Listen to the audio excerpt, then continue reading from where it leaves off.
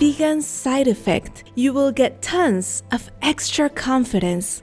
Our programs offer many languages. Please visit suprememastertv.com/schedule. Nos programmes offrent plusieurs langues. Veuillez visiter suprememastertv.com/schedule. Nuestros programas ofrecen varios idiomas. Visiten suprememastertv.com/schedule.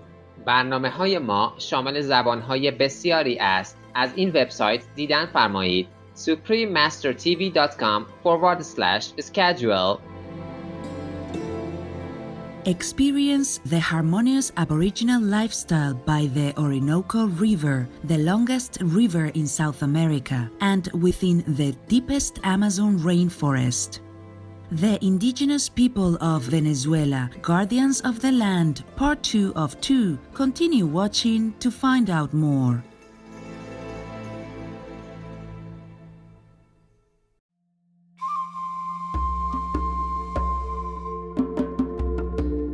When you are in the company of the friendly indigenous Pemon peoples in the Bolivarian Republic of Venezuela, you can greet them with Wacuperu in the native language. My name is Carolina. The amazing Venezuelans seek their answers and solutions with love. May heavenly blessings be showered upon you. Welcome to our program, The Indigenous People of Venezuela, Guardians of the Land, Part 2 of 2. The Bolivarian Republic of Venezuela is a country of immigrants, with 2.5% of the population being indigenous people. The main groups of natives in Venezuela include the Wayu, Pemon, Warao, Yanomami, and Cariña peoples.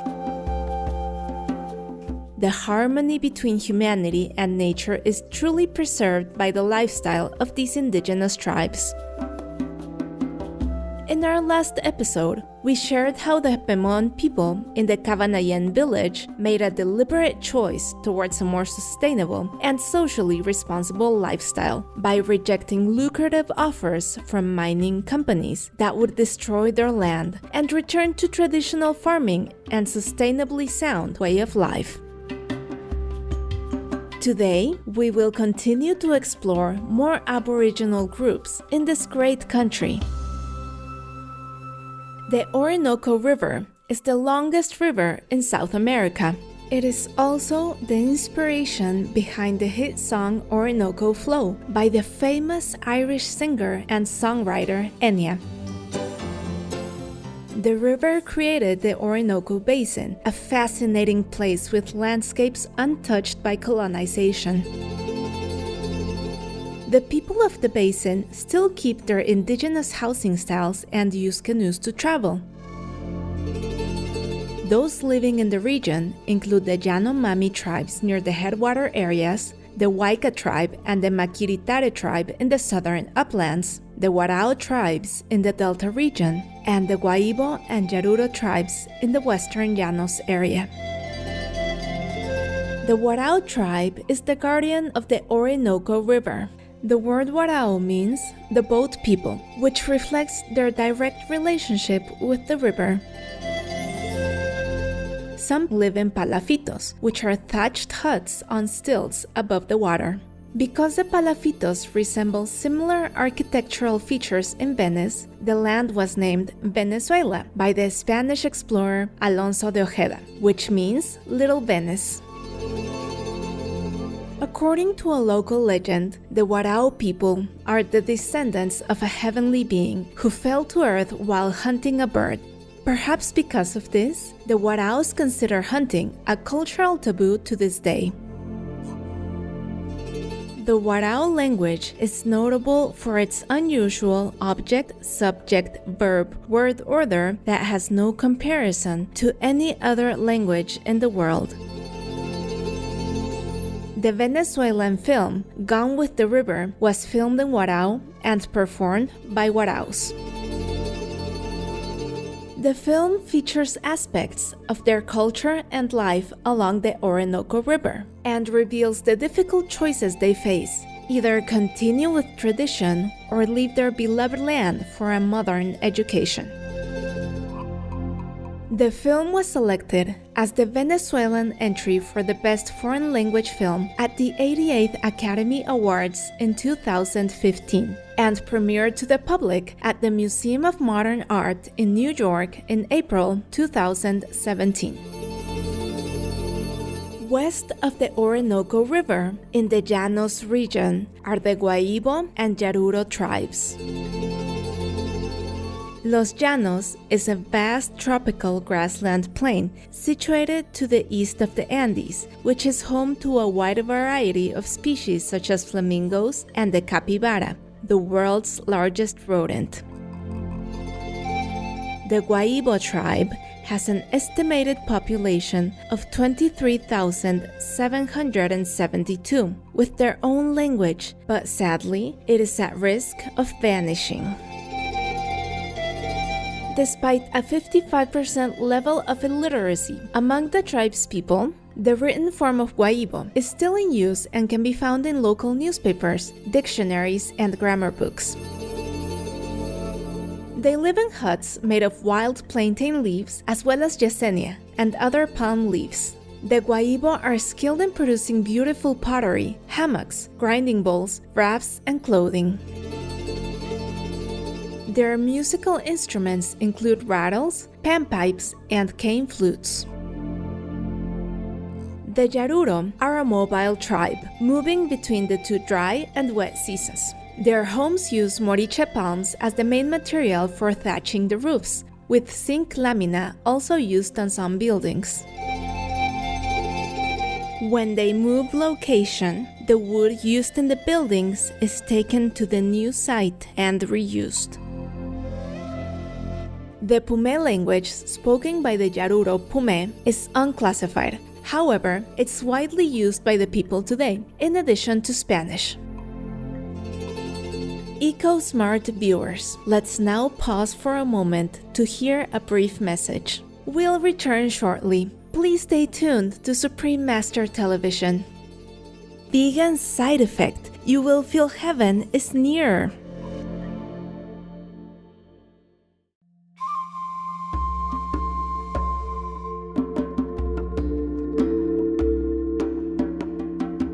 Welcome back to our show, profiling the indigenous people and cultures of Venezuela. The Yanomami tribe, with an estimated population of 35,000, are scattered throughout the Amazon rainforest between Venezuela and Brazil. In the 1970s, gold mining operations began in this region and endangered the Yanomami culture. In 1993, UNESCO established the Alto Orinoco Caciquiare Biosphere Reserve to protect the traditional territory and lifestyle of the Yanomami and Yekuana peoples. To preserve the region even further, tourism is also not permitted. The Yanomami tribe lives as a community under a large round-shaped shelter called chabonos, which is made from natural materials such as leaves, vines, and tree trunks. They decorate their bodies with feathers and flowers. They also engage in basic agriculture, with plantains and cassava serving as their main crops. Rituals such as celebrating a good harvest with a large feast is an essential part of tribal life. The Los Roques archipelago consists of an estimated 350 islands north of the La Guaira port. In 1972, the Los Roques Archipelago National Park was created to protect this marine ecosystem of exceptional beauty consisting of coral reefs, mangroves, and seagrass beds. The park, covering 221,120 hectares or 546,399 acres, is the largest marine park in the Caribbean Sea. Los Roques is known for the soft and white sand, complemented with the turquoise blue water. Many of the islands are separated by shallow water, and visitors can even travel between them by foot. The Guajira Peninsula is a territory along the Caribbean coast known for a lively ecology, deep tropical rainforests, and abundance in biodiversity, plentiful clean water, and plenty of fresh air. Coal mining was introduced in the 1980s by transnational companies, which led to harmful pollution and deterioration of the ecosystem. The polluted water and deforestation, along with droughts, have changed the once fruitful area into an arid and barren land. This destruction has brought serious problems to the Wayuu tribe, which is one of the largest indigenous groups in Venezuela.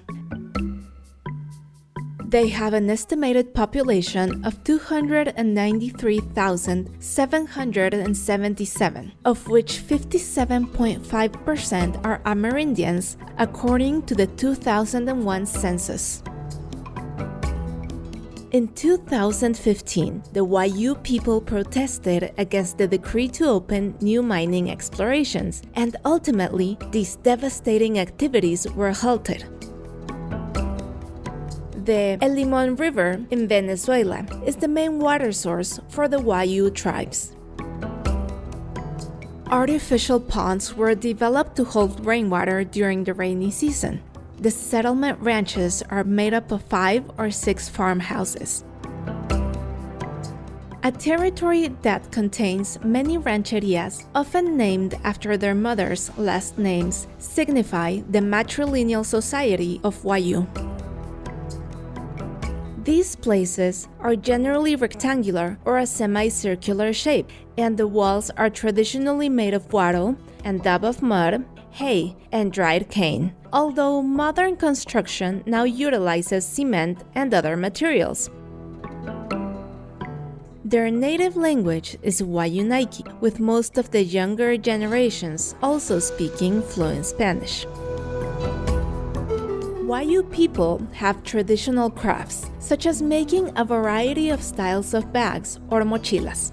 A susu is a backpack 20 to 30 centimeters wide and 35 centimeters high, used to store personal and work items, and are decorated with patterns inspired by nature and Wayuu culture.